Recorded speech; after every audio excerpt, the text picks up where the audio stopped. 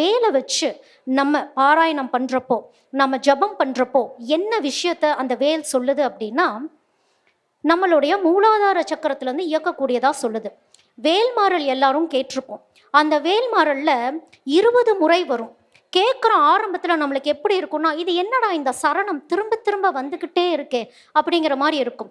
20 முறை அந்த வேல்மாறல் நம்ம சொல்லும் பொழுது நம்மளுடைய உடலுடைய அமைப்பு எப்படி நடக்கும் அப்படின்னா, முதல்ல ஒரு பூஜைக்கு நம்ம தயார் ஆகிறோம் அப்படின்னா, திடீர்னு நம்ம விரதத்துக்குள்ள போயிடக்கூடாது. முதல் அதுக்கு தயார் நிலை 3 நாளுக்கு முன்பு இருந்தே ஆரம்பிச்சிடணும்.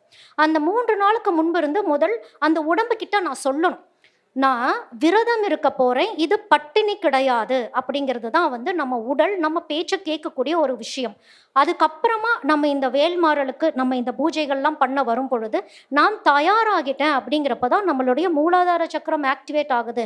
மூலாதாரம் அப்படிங்கிறது என்னது? நம்ம உடம்புக்குள் இருக்கக்கூடிய சக்கரங்களை ஆக்டிவேட் செய்யக்கூடிய ஒரு விஷயம். நம்ம உடம்புக்குள்ள தான் மொத்த சக்திகளும் இருக்குது அப்படிங்கிற ஒரு விஷயமும் இருக்கு. அப்போ இந்த மூலாதார சக்கரத்துல போய் நம்ம முதல் உட்கார்றப்போ இதை தாங்கி பிடிக்கிறதுக்கு சகசிரார சக்கரம்னு ஒன்று வேலை பார்க்கும். நம்மளுடைய அடிவயத்திலிருந்து மேல் பகுதியில் இருக்கக்கூடியது தான் அந்த சகசிரார சக்கரம். அந்த சகசிரார சக்கரம் என்ன செய்யும் அப்படின்னா, இந்த விரதத்தை நம்ம மேற்கொள்ளலாமா வேண்டாமா, இதை செய்யலாமா வேணாமாங்கிற அந்த தாட்டை கொடுக்கக்கூடியது. அதுக்கு ஒரு கண்ட்ரோல் அப்படிங்கிற ஒரு விஷயம் ஒன்று வரணும் இல்லையா? அந்த சுவாதிஷ்டான சக்கரம் தான் நம்மளோட ஆசைகள் எல்லாம் அடக்கக்கூடிய ஒரு விஷயமாக இருக்கிறது. அதனால தான் இந்த வேல் பூஜையெல்லாம் இத்தனை நாட்கள் கடைபிடிக்க வேண்டும். அப்போ அந்த 20 முறை கேட்கும் பொழுது என்ன நடக்குது அப்படின்னா, இப்போ இங்கே இந்த மியூசிஷியன்ஸ்லாம் இங்கெல்லாம் இருக்காங்க இல்லையா, இவங்களுக்கு இந்த விஷயங்கள் சொல்கிறப்ப இன்னும் புலப்படும்.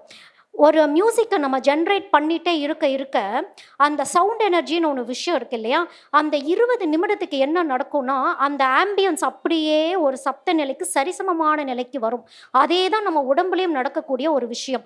அந்த 20 முறை பாராயணம் பண்ணுறப்போ நம்மளுக்கு அந்த பொறுமை அப்படிங்கிறது வரும். அந்த உடம்புல இருக்கக்கூடிய நாடி நரம்புகள் எல்லாமே ஒரு சமநிலைக்கு வரும் பொழுது அது ஆற்றலாகவே மாறும்.